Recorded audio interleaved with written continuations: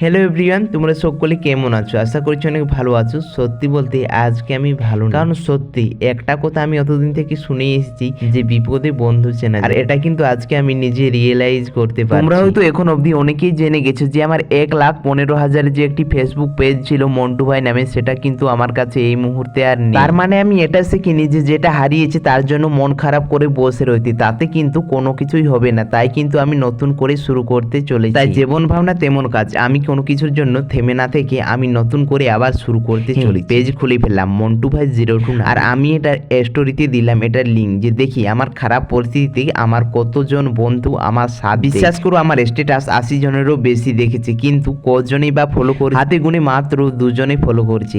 এখান থেকে প্রমাণ হয়ে যায় যে বিপদে তোমার কোন বন্ধুগুলো তোমার পাশে থাকে। সবটা জানা সত্ত্বেও কিন্তু অনেক বন্ধু রয়েছে কিন্তু আমাকে ফলো দেয়নি, তাতে আমার দুঃখ নেই। সত্যি খারাপটা তখনই লাগে যখন তুমি সাকসেস হওয়ার পর যখন সেই বন্ধুগুলোই বলবে, ওরে ফেসবুক থেকে কত টাকা ইনকাম করছি, খাওয়াবি কি না? বিশ্বাস করো ভাই, এই কথাটা শোনার পর আমার এত খারাপ লাগে যে আর কি বলবো।